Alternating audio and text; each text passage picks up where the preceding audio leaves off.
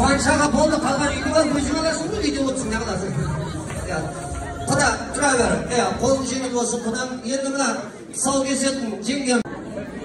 София қызымыздың 1 жаста өміріне үлкен дәулет сарайда өткізіліп жатыр екен. Қадамына гүл бітсін балалардың жақсылап.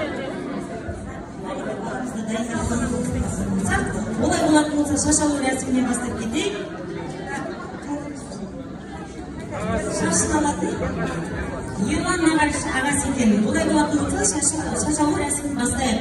Бірінші, өз алдыңызға өздеріңіздің бір жақсылап тілектеріңіз болса.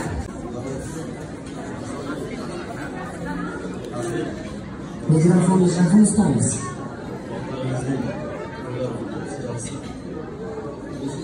Сау кесетін орнына құда, өзіңіз айттыңыз ғой, енді шашты 4 жерден алады.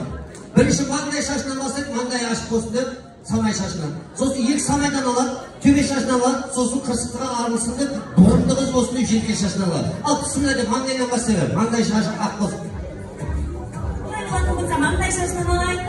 София қызымыз маңдай ашық болсын. Маңдай жақын болсын деп, маңдай шашынан алайық. Ай, бәрекелді. Шашты жерге тастама құда, шашты жерге тастама. Енді төбе шашынан ал, сразу құлағынан алма, төбе шашынан ал. Биіктен көрінсін, ата-анасын көз қуанышы болсын деп. Енді құлақ шашты, желке шашы көмей қала бер, өскенде қалың алып көп болады. Ерлан желке шашы вообще алмайды. Тағы алып тұра дейік. Қырсыға вообще кетіп қалсын деп отыр. Көңілі тоқ болсын дегені, көкшеппен кескені, басқан қадамы көк болсын, жан-жақсы болсын дегені.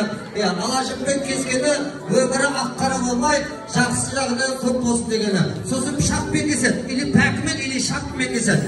Міне, жеңгеміз молодец, пышағын арнайы алып келген. Қошеметтен қол соғайық. Балдар шапалағыр.